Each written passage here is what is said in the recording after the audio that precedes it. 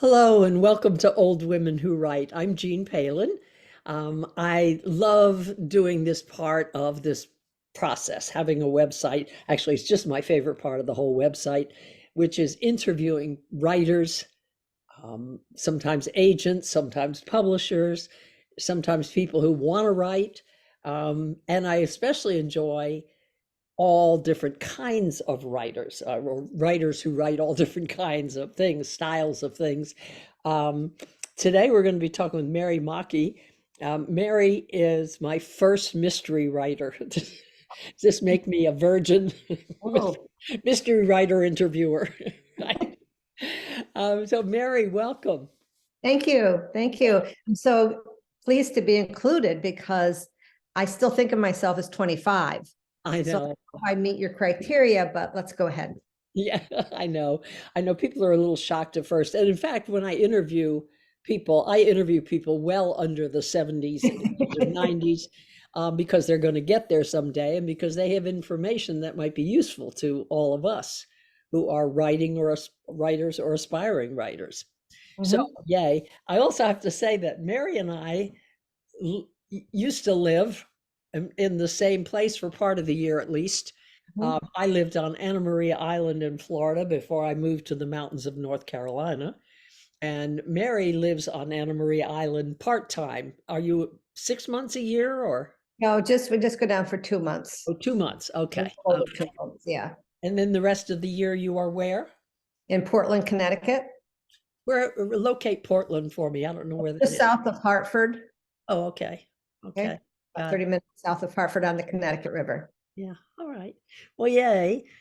So we met one time, you reminded me, on the island. Mhm, Um, mhm. but that's so we didn't really know each other well until, someone I was doing started this, and a mutual friend of ours said, "Well, you should talk to Mary Maki. She's writing." So here we are. So, Mary, Yes. recently read Deadly Secrets, which Okay. is that the second book in your series? That's my fourth book. Fourth book. Oh, okay. I didn't realize Yes. that. Yep. Um, And your books, are they all Caitlin Jameson books?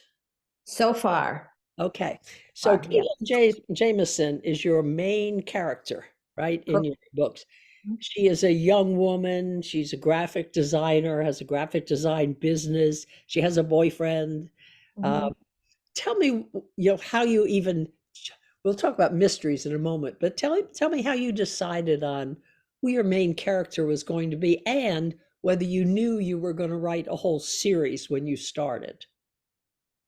No to both. This started in 2008. I never had it on my bucket list to write. Mm. But in 2008, when the financial collapse happened, Yeah. I got very upset about seeing people losing their jobs, losing their homes. And so I decided it's also a genealogist. And through genealogist, we learned that writing helps you make sense of things. So that's what I did. I sat down, I started writing. I was going to make the banker the bad guy. Well, I had the wrong protagonist, the wrong time frame, and I just got to the dreaded middle and it stopped. Ah, Put it away for a number of years. And in fall of 2014, I decided I needed a challenge. And so I picked this book back up and started all over with younger protagonist, Caitlin Jameson. mhm. And and it worked from there. It just kind of evolved from there. And the setting for the first two books is where I'm originally from, was upstate New York, the Finger Lakes region. Mhm. And it just I finished that book in May of 2015 and sent it to beta readers. I'm still not wanting to publish. I was going to just put it in my drawer and pat myself on the back. And they liked it and they had lots of suggestions. But I worked on those suggestions over the next few months. And in November, I just decided to flip the switch and publish. Wow, that's amazing. So I want to talk about the publishing and your method of publishing later, Okay. but meanwhile, so how I'm always fascinated because I'm a nonfiction writer. Mm-hmm. Always fascinated with people who write fiction.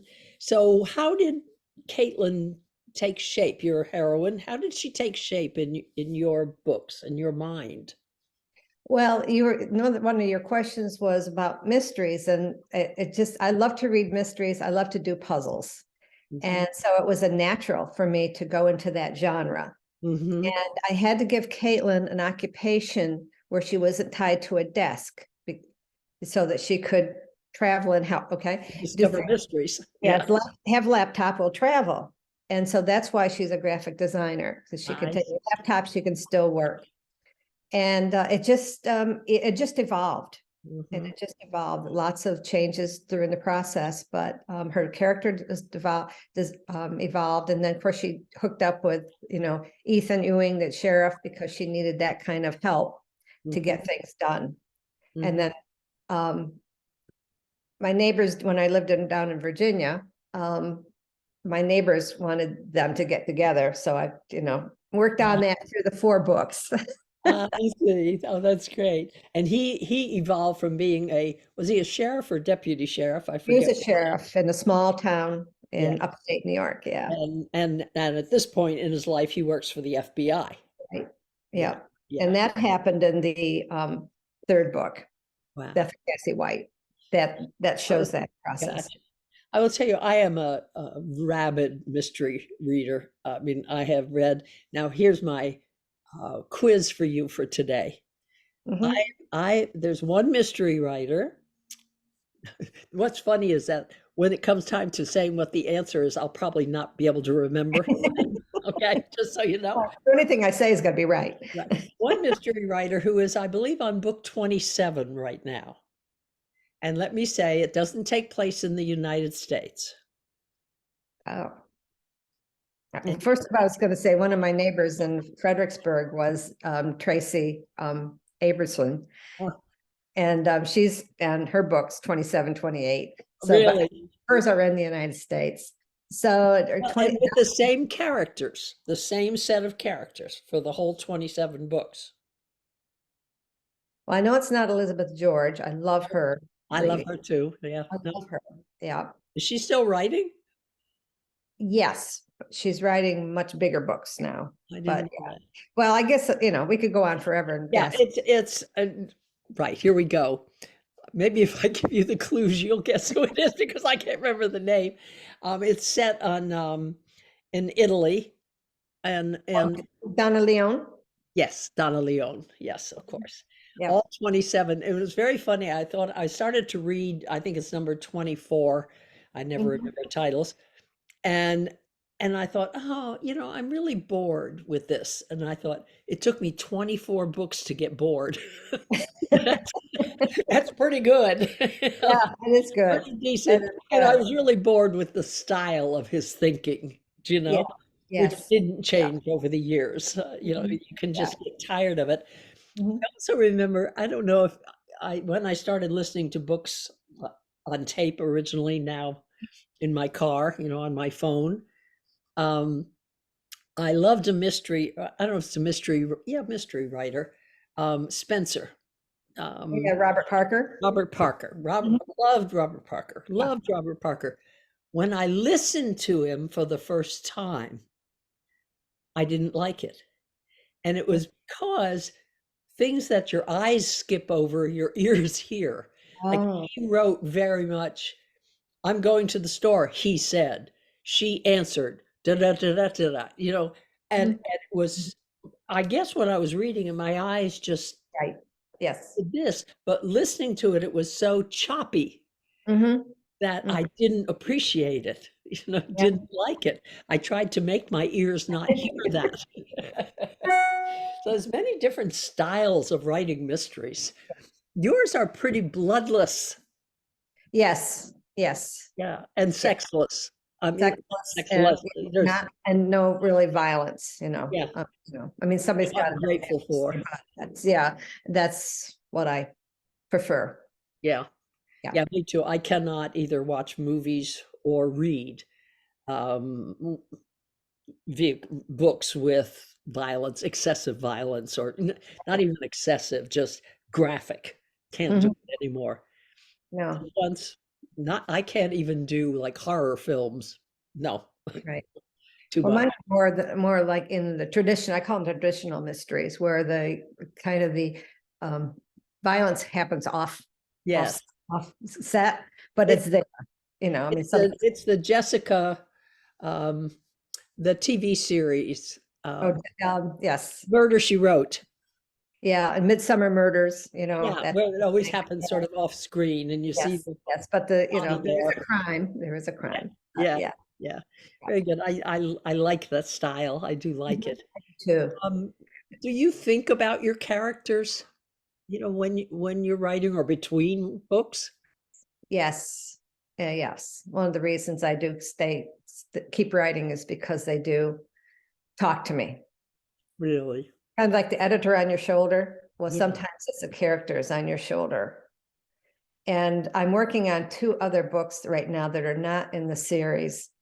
And when I was in Florida, just the last month, I was walking on the beach, and one of the characters from Deadly Secrets, she was the owner of the art studio that Yes. had the partner with, okay. When I was developing those characters, it occurred to me that they would be a great spin-off Ah, on this. And that's happened when I was, doing the book, and that was well over a year ago. And I hadn't thought about them since.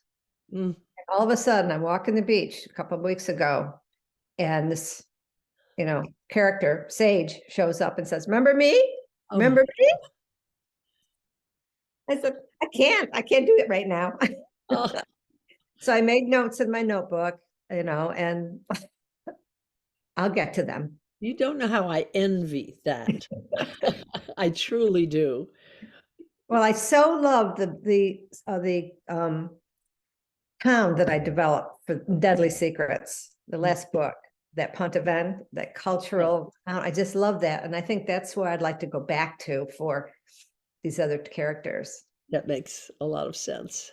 Yeah, yeah. And I also sense in all of your books there's always a theme of history, Yes. of Yeah. going back in time through objects of art or objects of, or like the newspaper in Deadly Secrets that was missing from 18 whatever it was, the newspaper. Um, 1865. Yeah. and that's Yeah. because of you, right? And your Yeah. Yeah. It's research. It's research. And I try to get it all correct.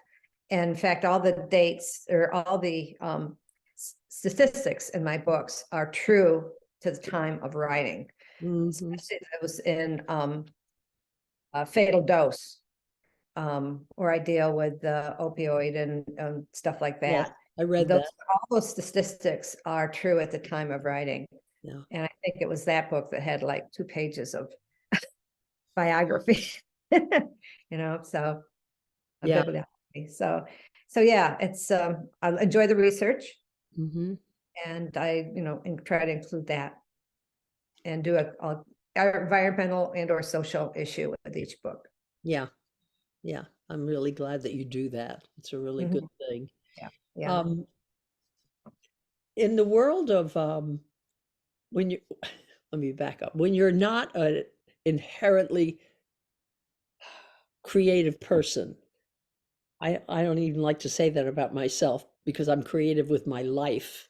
But Mhm. I mean like artistic person. You have just such like envy for people who are, and I think it's in part a matter of I live in my left brain for about 99% of my life Mhm. until I discovered morning pages. I do morning pages every morning. I write 3 pages. Doesn't matter what. Doesn't matter if it's I hate this. I don't want to be doing it. I don't have anything to say. Here's my Mhm. groceries I need. Whatever it is. By page 3, my right brain kicks in, and Ah, I start writing, just flowing out. And I think this is what artists feel. oh, This is yeah, what yeah. this, and I have to work at it to get there, to force sort of my left brain to just go to sleep for a minute, Mhm. and let the creativity come out. It's just a whole different thing. So I'm always envious of people who have it there, that you can have a character on your shoulder. I'm taking a class tomorrow night. I don't know if you've ever done this. It's a prompt writing class uh, Uh-huh. online, you know, Mhm. um, and I haven't been here before, so it's only an hour long, so it can't be too much. But I'm really interested because the prompt writing also kicks me into the right brain. Yeah. So it's Yeah. Yeah. a handy tool to have for me, particularly. Mhm. Mhm. Yeah. The How do you plot your books? I mean, is it a method that you have? Do you plot it all out ahead of time? Do you have a graph? Do you have an outline? Do you just start writing? What's your process? Well, you've probably heard of a plotter, a pantser, or a plantser. There's three No, I've things. never heard of this. Okay, so if you're plotter, which I did with the first book because that's what I thought I should do, you do pretty much outline everything. But then I found out, I learned that when you develop the characters will take over and they will determine where the story goes. Wow. So the second book, Fatal Dose, I said, okay, I get it now. I'm just gonna start. Well, then I went down a black hole. One of the characters that I developed took me down a black hole, which took me quite a while to back out of. Uh, So then by the third book, I learned that you need to be a plantser, which is a combination of both. You have to have your characters, your plot, but you've got to let your creativity just not be so stringent to your outline that you can't let your creativity flow. So I do a loose outline, and it evolves. I mean, it's not, you can't plot all the way because I mean, you need to start, but the characters will take over, and then once they get developed and the plot gets going, they will take you where they want to go, and you have to keep an eye on that so they don't take you down that black hole. But then your outline can develop from there, so it's kind of a constant process. wow. Interesting. Mhm. Interesting. Mhm. Yeah. It's actually sort of the way I used to write research papers. Yeah. And although they were much more heavily based on research, there was also a lot of room for how does it get presented, in what order, or why should I include this or not that? And Yeah. always had to like make room for that to happen, that Very realization. fluid Yeah. process. And as they develop, then things change from the beginning of the book. So you got to go back and fix that and fix your outline and whatever. And I always try to write very soon after I start, I write the ending. And Oh, that changes, that will, be tweaked, but you with any journey, you need to know where you're going. hmm. By writing the ending first, you know where you're going. And by the ending, you mean the resolution of Yeah. the issue. Not the whole denouement, but kind of last chapter or Wow. two. And then, and then you tweak it as you go, but it's pretty much stayed pretty close. Wow. Wow. That's all new to me, what you're telling me. The I want to talk to you about publishing, but I'm trying to decide in which order. I want to talk to you about how you sell your books, because all the women and old women who write Facebook group and on here, that's always a question for them. Uh, First, let's talk about publishing, if you would. There are We mentioned before we started recording, there are three basic anymore in this world. There are three basic kinds of publishing with many variations within the first two. One is completely self-publishing. You do everything on your own, everything. It's just a lot of work, including cover design, layout, getting your ISBN number, getting it on Amazon, all of that. The second is a hybrid version, and there are many hybrid versions out there, many. Um, and the third is the traditional get an agent, get a publisher, or just get a publisher. But usually it's get an agent, get a publisher. Which form are you using? I use the self-publish. Do you really? Well, you Yes. have my admiration. for- It's really not that hard. because you've got to have your manuscript, clean. You need beta readers and editors and stuff, but and I have a woman who does my covers for me. She's a graphic designer in Fredericksburg, Virginia. And so she has the InDesign software, where she, the first three actually. I also like to use local photographers. I like to support local photographers. Mhm. So I found local photographers to do the pictures on my first three books. And so I would send to her Are you talking the covers? the covers. The pictures? Pictures on the covers are by local photographers of the place where they're set. Gotcha. And Interesting. so, yeah. And so I send that to her with the title and all this, the back stuff, back cover stuff. And then she does the design and puts it in. And and she knows exactly, I publish through Amazon or Kindle Direct Publishing. Yes. They know their customers. They make it very easy.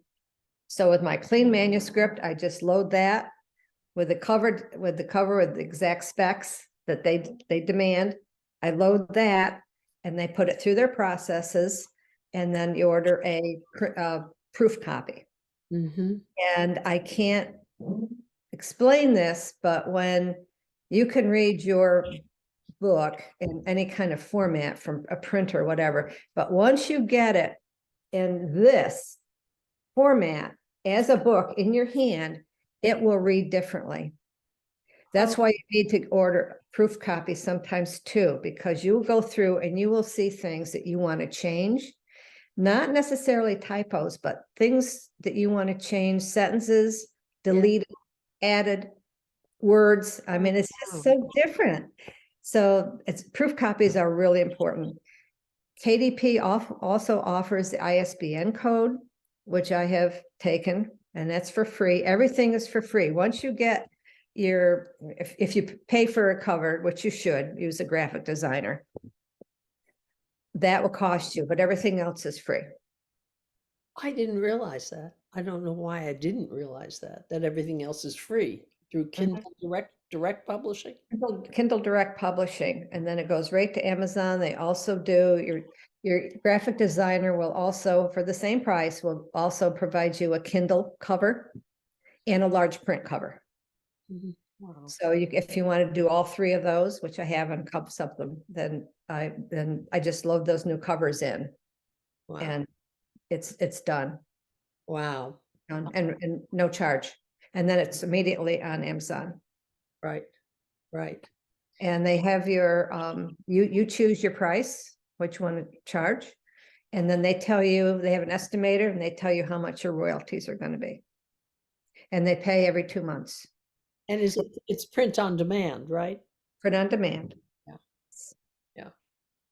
Yeah. By Amazon, they do the printing. Well, they hired out to different printers. Yes. Yeah, I got it. Get it through that. I'm still thinking about that, how different it is to read the proof. And I can see why, because we've read it in manuscript so many times that our eyes just Yeah. glide over everything. Read it forwards, backwards, with Yeah. a ruler, everything. But once you get it in your hand, Yeah. it's 6x9. It's just a different feeling. It's a different read. So yeah, sometimes I even order 2 proof copies just to make sure all the changes were done. Let me ask you, it's going a little bit backwards. When you talked about beta readers, did you find beta readers valuable? Oh, you have to have them. And they're not easy to find because they need to be, not your mother. Yeah, Who's right. it's the best thing she ever read. Right. But people that are readers, but in no grammar, and can pick up on typos and not just read over them. So they're not easy. And it's also not easy because if it's done right, it's really hard work for somebody, to really read something and be, checking all these different things, checking for end quotes and stuff like that. Yes. So but you need their opinion. You need people's opinion on it. So yeah, it's very important to have beta readers. Gotcha. Yeah, I had beta readers, and it was difficult to ask. I didn't want to ask good friends or my mother. Well, I Mhm. couldn't ask my mother, but anyway, but it's hard to ask someone who's not that close to you. Yeah. So Yeah. I know that some people use reading groups for that purpose, or book groups rather, for Mhm. that purpose. Mhm. And that's a sort of nice medium connection, if the people in it are good readers, and can find the stuff you need. I found I had a good friend that I used to work with who I asked. I can't remember if I really directly asked or hinted around so much. She finally offered Yeah. to be my proofreader, you know, Mhm. to Yeah. catch all. And she was so marvelous. I don't know what I would have done, without her, without catching every single thing there. Mhm. It Yeah. was invaluable to me. So yay. Okay, let's talk about, are you interested in, I know it's dumb. Are you interested in selling your books? And if so, how do you go about it? That's the hardest hat to wear. Yeah. That because that's a whole nother personality. And if you're shy like me, you don't put yourself out there. So I go to some like craft fairs and stuff like that. Mm, Since I've moved, this is a little harder for me to find, into the community, but I'll be working on it. Last year, my friend and I went to a big Newtown crafts fair here in Connecticut, arts and crafts, and we both had new books out. oh, So we did really, really well, both of us.